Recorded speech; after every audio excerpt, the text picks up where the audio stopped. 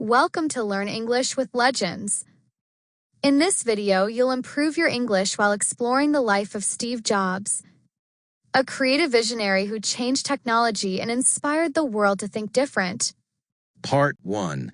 The beginning of a restless mind.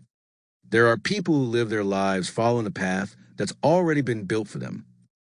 And there are a few who decide to create their own path, no matter how rough, uncertain, or lonely it may be. Steve Jobs was one of those few. A man whose restless curiosity and bold ideas changed the way we see technology, creativity, and even life itself. But before he became a legend, before the iPhone, before the black turtleneck, before the world knew his name, he was just a curious boy with a wild imagination, searching for meaning in a world that didn't always understand him. Steve Jobs was born on February 24th, 1955, in San Francisco, California. But his life started with a twist, one that would quietly shape his entire destiny. His biological parents were Joanne Schiebel, a young American woman, and Abdulfatah Jandali, a Syrian political science student. They weren't married at the time, and Joanne's family didn't approve of their relationship. So, shortly after Steve was born, they made the difficult decision to put him up for adoption. He was soon adopted by Paul and Clara Jobs, a working-class couple from Mountain View, California. Paul was a machinist, a man who loved building things with his hands, and Clara worked as an accountant. They weren't rich, and they didn't have fancy degrees, but they gave Steve something far more valuable: unconditional love, encouragement, and space to explore. Paul Jobs had a small garage filled with tools, old engines, and half-finished projects. For little Steve, that garage was a world of endless curiosity. Paul would show him how to take things apart: radios, cars, machines, and more importantly, how to put them back together. He taught Steve the beauty of craftsmanship, the importance of precision, and the satisfaction of making something truly your own. Years later, Steve would say, "I got my love of building things from my dad. He taught me that even the back of a cabinet, the part people can't see, should be beautiful." That lesson, about caring for the unseen, will become a silent rule in all of Apple's designs. At school, Steve was different. He was smart, but easily bored. He questioned teachers, broke the rules, and didn't like being told what to do. He once got suspended because he planted a fake bomb in his classroom just to see how people would react. He wasn't trying to cause trouble. He was just curious about how things worked and how people responded to the unexpected. That curiosity often made him feel out of place. He wasn't the popular kid, nor the perfect student. But his fourth-grade teacher, Imogene Hill, noticed something special in him. She saw his brilliance beneath the rebellion. She once said she had to bribe him with candy and $5 bills just to make him study, and it worked. By the end of that school year, Steve had jumped ahead 2 full grades. He was intelligent, but also restless, always looking for meaning beyond what he was taught. When Steve was a teenager, the 1960s were in full swing, a time of rock and roll, rebellion, and counterculture in California. He was surrounded by new ideas: meditation, spirituality, and questioning authority. Those ideas would deeply shape his outlook on life. He started hanging out with older kids who shared his curiosity about technology and the meaning of life. He read books about Buddhism, Zen, and philosophy, and he experimented with new ways of thinking, sometimes in extreme ways. Later, he'd say, "You can't connect the dots looking forward.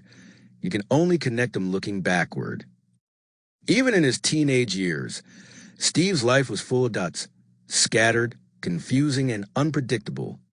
But each of them would later become part of something extraordinary. During high school, Jobs met Steve Wozniak, a brilliant but shy electronics wizard. Wozniak was older, geekier, and completely obsessed with building computers.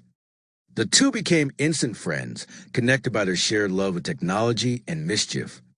They built gadgets together, often just for fun. One of their first creations was called the Blue Box. It was a small device that could trick the telephone system and make free long-distance calls. It was technically illegal, But for them, it was pure innovation, a mix of rebellion, creativity, and curiosity that defined both of their personalities. Jobs later said, "If it wasn't for the blue boxes, there wouldn't be an Apple, because that little project proved something powerful.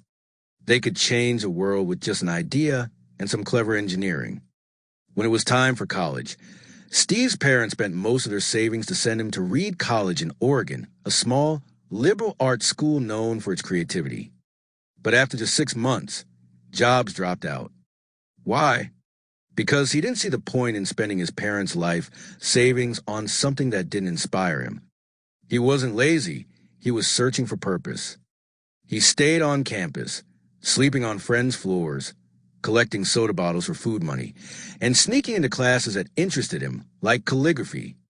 That one class in calligraphy would later inspire the beautiful typography and design of the first Macintosh computer. At the time, it seemed like a random choice. But as Steve famously said in his 2005 Stanford speech, "You can't connect the dots looking forward. You can only connect them looking backward." And when he did look back, he realized that every class he took, every mistake he made, every strange decision was part of a larger story waiting to unfold.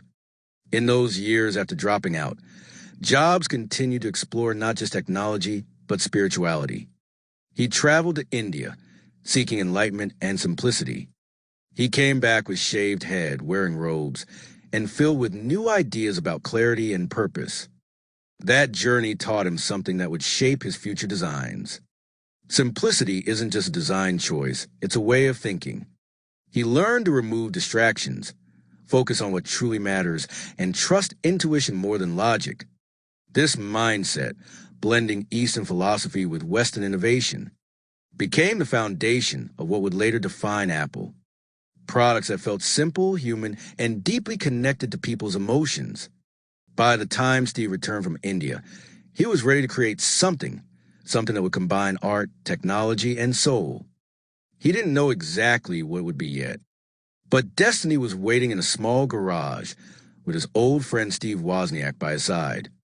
And from that simple garage in California, the seeds of a revolution were about to be planted. Part 2, the birth of Apple and the rise of a visionary. In the early 1970s, Silicon Valley was nothing like the high-tech paradise it is today. It was a quiet region filled with orchards, garages, and dreamers. A place where young minds tinker with machines, chasing ideas no one else believed in. Among them were two friends, Steve Jobs and Steve Wozniak. Two completely different personalities, yet somehow perfectly balanced. Wozniak, or Woz, was the engineer, calm, shy, and deeply technical. Jobs was a visionary, passionate, intense, and endlessly curious about how technology could touch people's lives. Together, they formed one of the most iconic duos in history.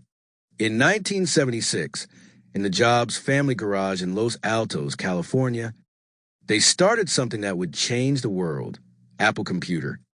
At first, it was nothing more than a simple idea, to build a personal computer that ordinary people could use in their homes. Up until that time, computers were massive, intimidating machines hidden inside laboratories and used only by experts. But Jobs and Wozniak believed computers should be personal. Beautiful tools that could help people create, imagine, and express themselves. They built their first model, the Apple I, using spare parts and long nights of soldering. Jobs sold his Volkswagen van, and Wozniak sold his HP calculator to fund their dream. When they finally assembled that first computer, it wasn't fancy, just a wooden box with circuits and wires. But to them, it was magic. Jobs believed so deeply in what they were doing that he convinced a local computer store, the Byte Shop, to buy 50 units.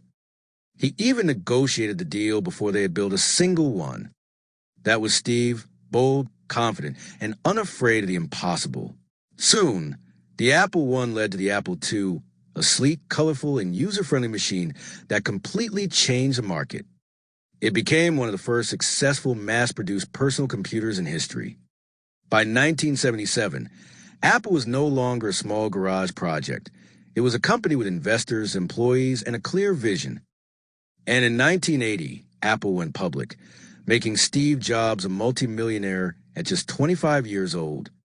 But money was never his main motivation. For Steve, Apple was about creating something meaningful, something that combined technology with art, logic with emotion. He wanted computers not to feel like machines, but like extensions of human creativity. He pushed his team relentlessly, demanding perfection. To some, he was a genius. To others, impossible to work with. But to everyone, he was unforgettable. In 1981, while the rest of the tech world was focusing on numbers, speed, and hardware power, Jobs began to dream of something different. A computer that would change the relationship between humans and technology forever. That dream became the Macintosh. He wanted it to be friendly, not frightening, a machine that felt alive. He insisted on using a graphical interface with icons, windows, and a mouse, a completely new idea at the time. He would walk around the office barefoot, meditating between meetings, and then return with wild ideas that would push his engineers to their limits. He often said, "The people who are crazy enough to think they can change the world are the ones who do." And his team at Apple, despite the chaos, the stress, and impossible deadlines, were part of something revolutionary. When the Macintosh was finally launched in 1984, Apple introduced it with one of the most famous commercials in history. The 1984 ad, inspired by George Orwell's novel. It showed a world of conformity being shattered by one bold individual, a metaphor for Apple itself. The launch was magical. As the Mac screen came to life and it said, "Hello, I'm Macintosh," the audience erupted in applause. For the first time, a computer had a personality. It was not just a tool, it was a companion. But success has a strange way of testing people. Behind the scenes, Apple was struggling with internal conflict. The Macintosh, though visionary, was expensive and slow compared to its competitors. Sales weren't meeting expectations. The board of directors, worried about the company's future, started to lose faith in Jobs' management style. He was passionate but unpredictable, inspiring but also demanding. He could motivate people to achieve the impossible, but he could also push them to exhaustion. Jobs often clashed with John Sculley, the CEO he had personally recruited from Pepsi. At first, they admired each other deeply, but as the company grew, their visions started to diverge. Jobs wanted Apple to keep pushing creative boundaries, while Sculley wanted stability, profits, and order. The tension grew unbearable. In 1985, in one of the most shocking moments in business history, Steve Jobs was fired from the company he had created. He was only 30 years old. He had gone from a dreamer in a garage to a global icon, and then suddenly, he had nothing. He later described that moment as devastating. But, as he would later realize, it was also the best thing that could have happened to him. Because being fired freed him. It allowed him to start again, to rediscover his creativity without pressure.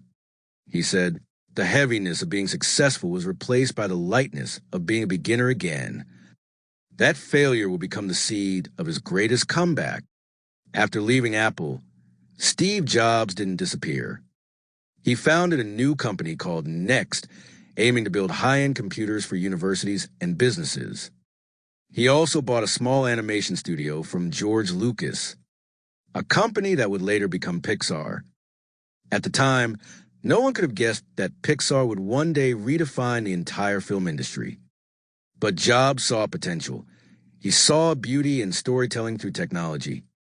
And so, while the world thought Steve Jobs was finished, he was quietly building the foundation for two revolutions, one in computing and another in animation. Part 3 Next, Pixar and the Great Comeback.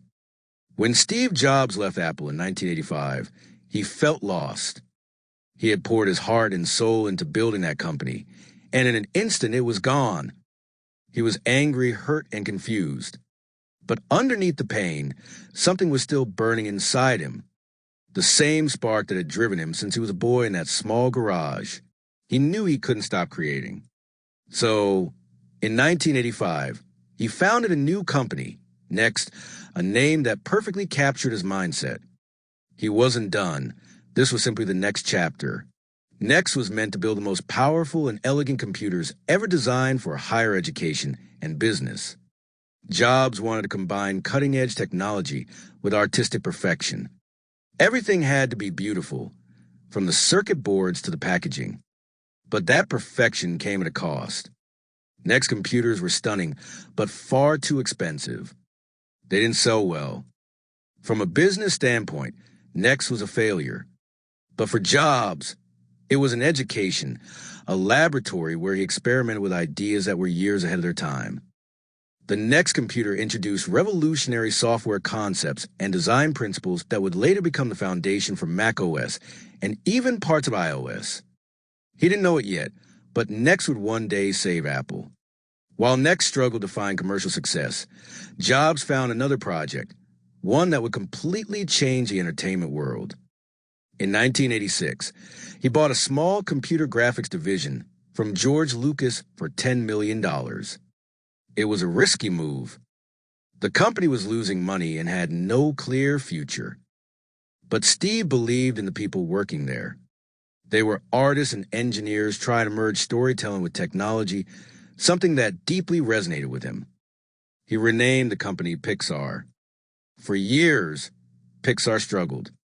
They made short animations to demonstrate their software, but couldn't find a sustainable business model. Jobs invested millions of his own money, often coming close to bankruptcy. But then, something extraordinary happened. Pixar partnered with Disney to produce the first ever fully computer-animated feature film. It was called Toy Story. When Toy Story was released in 1995, it was a sensation. Critics and audiences loved it. It wasn't just a technical achievement. It was emotional, funny, and deeply human. Jobs had done it again. He had helped create something that touched people's hearts through innovation. He once said, "The most powerful person in the world is the storyteller. The storyteller sets the vision, values, and agenda of an entire generation." Pixar went on to create masterpieces like Finding Nemo, The Incredibles, and Up. And with each success, Jobs regained not only his confidence, but also his purpose. Meanwhile, Apple, the company he had once built with so much love, was struggling. In the mid-1990s, Apple had lost its direction. It was producing too many products, making little profit, and losing its identity. The company that once symbolized creativity was now on the brink of collapse. By 1996, Apple's situation was desperate. And in an unexpected twist of fate, Apple decided to buy Next, the very company Jobs had created after leaving. With that acquisition, Steve Jobs returned to Apple in 1997. This time not as a young dreamer, but as a seasoned visionary. It was one of the most remarkable comebacks in business history. When he walked back into Apple's headquarters, the energy in the building changed. Some employees were nervous, others inspired. But everyone knew that something extraordinary was about to happen. Jobs looked around at the cluttered product line, dozens of computers with confusing names, and said, "This has to stop. We're going to focus on 4 great products. That's it." He simplified everything. He restructured the company, brought focus, and reintroduced the same obsession with design and experience that had defined Apple's early days. He brought in a designer named Johnny Ive, and together they began to rebuild Apple's identity, one beautiful, simple product at a time. In 1998, they launched the iMac, a colorful, friendly-looking computer that looked nothing like the dull beige boxes that filled offices everywhere. The iMac was fun, bold, and uniquely Apple. It was a statement. We're back. Sales skyrocketed. Apple was profitable again. But Steve Jobs wasn't satisfied. He had bigger dreams. He wanted Apple to do for music phones, and the internet what it had done for personal computers. To make technology personal, simple, and magical. As he worked tirelessly, people around him noticed that Steve had changed. He was still demanding, still perfectionist, but there was something different, a quiet wisdom, a sense of gratitude that hadn't been there before. Failure had humbled him. Losing Apple had taught him that even when life takes away everything you built, you can still start over and maybe create something even greater. He once said in a speech, "I didn't see it then, but it turned out that getting fired from Apple was the best thing that could have ever happened to me." By the early 2000s, Apple was on the verge of something truly revolutionary. And Steve Jobs, older, wiser, but still hungry, was ready to lead it. The stage was set for the next chapter of his journey. A chapter that would not only transform Apple, but also reshape the entire world of technology forever. Part 4, the iRevolution, iPod, iPhone, and iPad. When Steve Jobs returned to Apple, he didn't just want to save a company. He wanted to change the world. He often said, "Innovation distinguishes between a leader and a follower," and Steve Jobs was determined to lead. In 2001, Apple introduced the iPod. It was small, sleek, and simple, capable of holding thousands of songs in your pocket. It wasn't the first digital music player, but it was beautiful, intuitive, and revolutionary. Jobs understood that people didn't just want functionality. They wanted an experience, a connection, an emotion. The iPod wasn't just a gadget, it was a statement. Music became personal, portable, and magical. Within months, the iPod dominated the market. It paved the way for a digital revolution that would change how the world consumed music. But Steve wasn't done. He was already thinking bigger, about phones, communication, and the internet.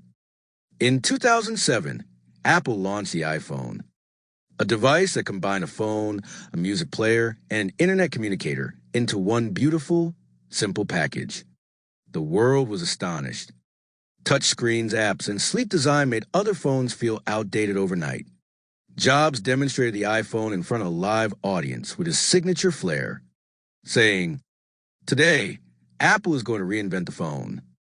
And he did. The iPhone didn't just change technology, it changed the way we live.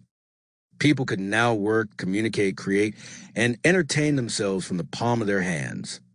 It reshaped industries, economies, and even culture. Following the iPhone, the iPad arrived in 2010, a device that seemed unnecessary to some, a tablet computer without a clear role. But Jobs saw the potential. He called it the most intimate device we've ever created. And he was right. iPads transformed education, business, entertainment, and personal life. Steve Jobs had a vision that technology should enhance human life, not complicate it. He wanted devices that disappeared into background, leaving the experience itself to shine. Throughout this time, Steve's personality, intense, demanding, and visionary, was still present.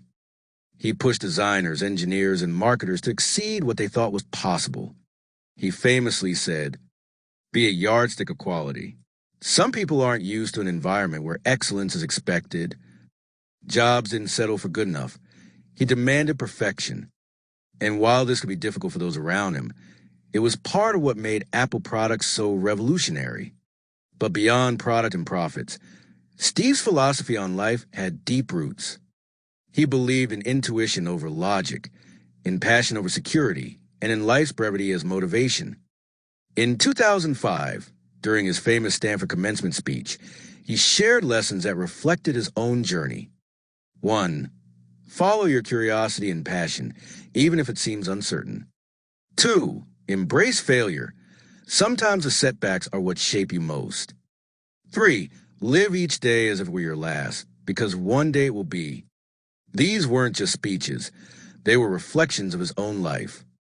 Jobs had faced adoption, rebellion, dropping out of college, being fired, and life-threatening illness. Yet through all of it, he never lost his vision, drive, or creativity. By the 2010s, Apple had become the most valuable and influential technology company in the world. iPods, iPhones, and iPads weren't just products. They were icons, symbols of innovation and human ingenuity. Steve Jobs had transformed entire industries, computing, music, movies, and mobile communication, all because he refused to accept limits, all because he believed in thinking differently. He once said, "The people who are crazy enough to think they can change the world are the ones who do." And he proved it again and again. Yet even with all the fame, fortune, and success, Steve's life was fragile. In 2003, he was diagnosed with a rare form of pancreatic cancer. He faced it with the same determination. He applied to work, balancing treatment with leading Apple, always seeking life, creativity, and beauty. Even in illness, his focus never wavered. He continued to guide Apple, inspire his team, and create products that touch the world. In his final years, he reflected on life, mortality, and legacy. He reminded people to live fully, love deeply, and create meaningfully. Steve Jobs passed away on October 5, 2011, at the age of 56. The world mourned a visionary who had not only built incredible devices, but had also inspired millions to think bigger, create more, and live passionately. His story wasn't just about technology. It was about curiosity, resilience, and the courage to follow your own path, even when the path seemed impossible. And as we hold our iPhones, iPads, or remember the first time we use a Mac, we are reminded that one person's vision can change the world.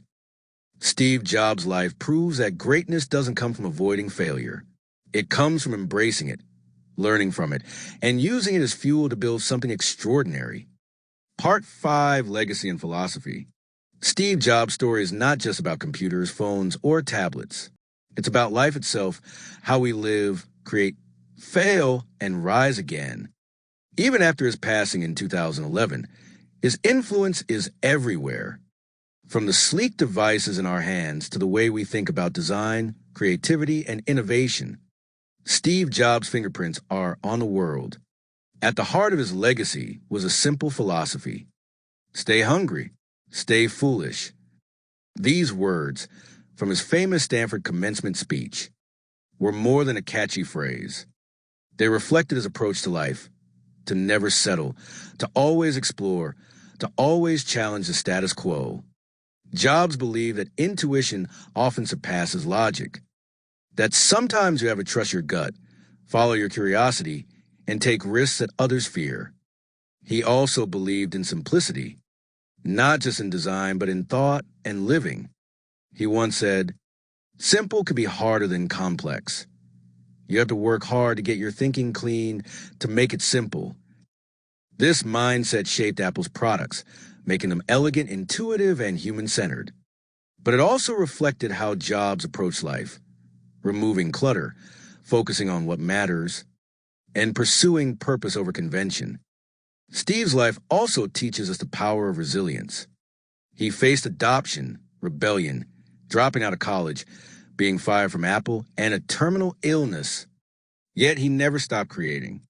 He never let setbacks define him. He used them as fuel to innovate, inspire, and transform the world. Jobs once said, "Remembering that you're going to die is the best way I know to avoid the trap of thinking you have something to lose. You are already naked. There is no reason not to follow your heart." His awareness of mortality gave him clarity. He focused on what mattered, trusted his intuition, and pursued his passions relentlessly. Another cornerstone of the philosophy was the interplay of art and technology. He believed that technology alone is not enough. It must be married with artistry, emotion, and human experience. This belief led to iconic products that weren't just functional, but beautiful, emotional, and transformative. The Mac, the iPod, the iPhone, the iPad, all were expressions of Jobs' vision that technology should enrich life, not complicate it. Steve Jobs also valued people and storytelling. He knew that ideas alone are not enough. It takes vision, communication, and the ability to inspire others. He surrounded himself with talented people, challenged them, and trusted them to create greatness. Pixar is a perfect example. He didn't just invest in technology. He invested in storytellers, dreamers, and creators. And in return, the world was given stories that shaped generations. But perhaps the most powerful lesson from Steve Jobs' life is the courage to follow your own path. He dropped out of college, traveled to India, was fired from his own company. Yet he never compromised his vision. He trusted himself, even when others doubted him. He embraced uncertainty, risk, and failure because he knew that true innovation requires stepping into the unknown. Jobs once said, "Your work is going to fill a large part of your life, and the only way to be truly satisfied is to do what you believe is great work. And the only way to do great work is to love what you do." Today, Steve Jobs' legacy is everywhere.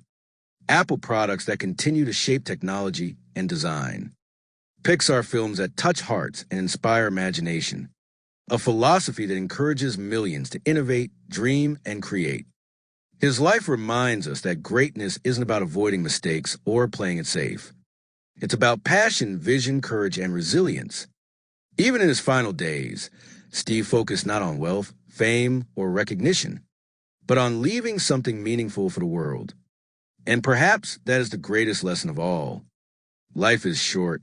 Don't waste it living someone else's dream. Follow your heart, embrace your failures, trust your intuition, and create something that truly matters. Steve Jobs' story is a testament to what is possible when vision meets courage, when curiosity drives action, and when passion becomes legacy. For every young dreamer, entrepreneur, or creator, his life whispers a simple truth. You have the power to change the world if you dare to dream and dare to act. And in the echo of that truth, Steve Jobs' spirit lives on, not just in the devices we use, but in the way we think, imagine, and create. Thanks for watching Learn English with Legends. If you enjoyed this story, don't forget to like, share, and subscribe for more inspiring lives of the world's greatest minds.